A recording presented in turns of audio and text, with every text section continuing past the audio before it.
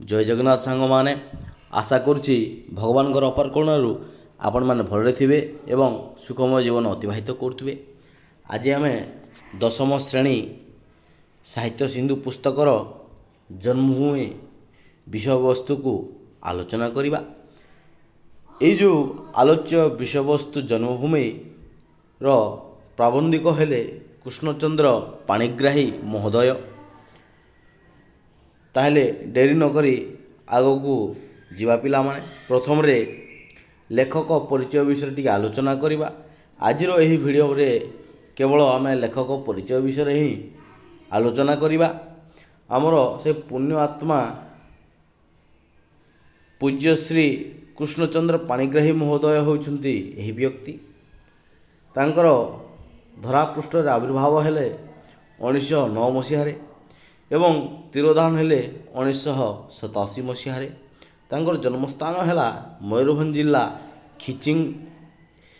ଇଏ ହେଉଛି କିଚକେଶ୍ୱରୀ ମନ୍ଦିର। ବେଶ ଆନନ୍ଦଦାୟକ, ଶାନ୍ତିଦାୟକ ତଥା ଚିତ୍ତ ଆକର୍ଷକ କିଚକେଶ୍ୱରୀ ମନ୍ଦିର। ତାଙ୍କ ବିଷୟରେ ଟିକେ ଆମେ ସମ୍ୟକ ରୂପରେ ଆଲୋଚନା କରିବା ପିଲାମାନେ। ତାଙ୍କର ଆବିର୍ଭାବ ହେଲା 1909 ମସିହାରେ ଏବଂ ତିରୋଧାନ ହେଲା 1987 ମସିହାରେ। ଇଏ ହେଉଛି ସେହି ପଲ୍ଲୀ ଗ୍ରାମ ଜନ୍ମଭୂମି। ସିଏ ଜଣେ ପ୍ରସିଦ୍ଧ ଐତିହାସିକ ପ୍ରାବନ୍ଧିକ। ସେ ଜଣେ ପ୍ରସିଦ୍ଧ ତଥା ଐତିହାସିକ ଅର୍ଥାତ୍ ଇତିହାସ ବିଷୟରେ ସେ ଗବେଷଣା କରନ୍ତି। କୃଷ୍ଣଚନ୍ଦ୍ର ପାଣିଗ୍ରାହୀ ମହୋଦୟ ମୟୂରଭଞ୍ଜ ଜିଲ୍ଲାର ଖିଚିଂ ଠାରେ ଜନ୍ମଗ୍ରହଣ କରିଥିଲେ। ତାଙ୍କର ଜନ୍ମମାଟି ହେଲା କେଉଁଟା ନା ଜନ୍ମମାଟି ହେଲା ଖିଚିଙ୍ଗି।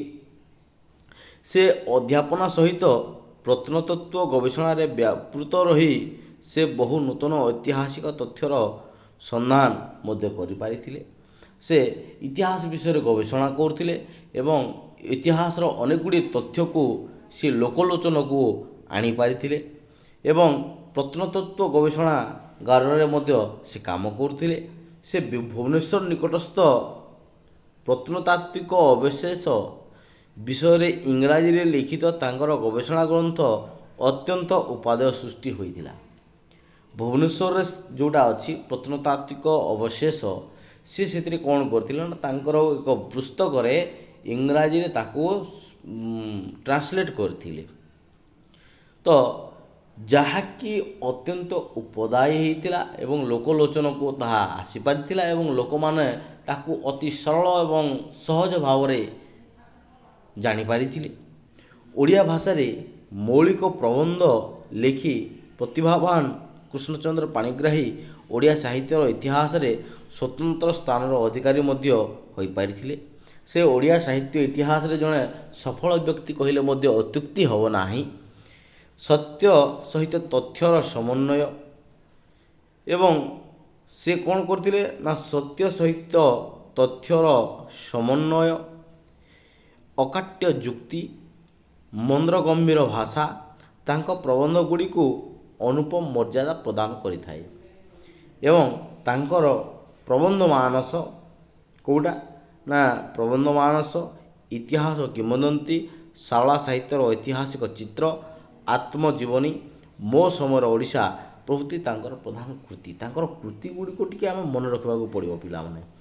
ଫାଷ୍ଟ ଯେଉଁଟା ହେଉଛି ପ୍ରବନ୍ଧ ମାନସ, ଇଏ ଅତି ଇମ୍ପୋର୍ଟାଣ୍ଟ, ମଷ୍ଟ ଇମ୍ପୋର୍ଟାଣ୍ଟ ପିଲାମାନେ। 1 ମାର୍କର କୋଶ୍ଚିନ୍ ତୁମେ ନିଶ୍ଚିତ ଭାବରେ ଏଇ ଆମର ଲେଖକ ଆଉ ଲେଖା ଭିତରୁ ନିଶ୍ଚିତ ଭାବରେ ପଡ଼ିବ ପିଲାମାନେ।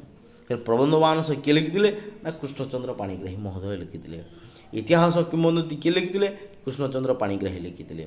ଶାରଳା ସାହିତ୍ୟର ଐତିହାସିକ ଚିତ୍ର କୃଷ୍ଣଚନ୍ଦ୍ର ପାଣିଗ୍ରାହୀ। ମୋ ସମୟର ଓଡ଼ିଶା ହେଉଛି ତାଙ୍କର ଆତ୍ମଜୀବନୀ। ନେକ୍ସଟ ଆଗକୁ ବଢ଼ିବା ପିଲାମାନେ। ଏଇ ଯେଉଁ ଜନ୍ମଭୂମି ବିଷୟବସ୍ତୁଟି ପ୍ରବନ୍ଧ ମାନସରୁ ସଂଗୃହୀତ ଅର୍ଥାତ୍ ଅଣାଯାଇଛି ଏବଂ ଲେଖକ ଜନ୍ମଭୂମିର ପ୍ରକୃତ ଅର୍ଥ ସନ୍ଧାନ କରି ଅରଣ୍ୟ ପ୍ରକୃତି ବେଷ୍ଟିତ ନିଜ ପଲ୍ଲୀ ଜନ୍ମମାଟିର ଅନନ୍ୟ ମହତ୍ଵ ଦର୍ଶାଇଛନ୍ତି। ଆମେ ପିଲାମାନେ ଜାଣିନଥିବେ ଜନ୍ମଭୂମି ଜନ୍ମମାଟି ବିଷୟରେ, କିନ୍ତୁ ମାତୃଭୂମି ଆଉ ମାତୃଭାଷା ଯାହା ହୃଦୟ ଜନମି ନାହିଁ ତାକୁ ଯଦି ଜ୍ଞାନ ଗଣରେ ଗଣିବା ଅଜ୍ଞାନ ରହିବେ କାହିଁ।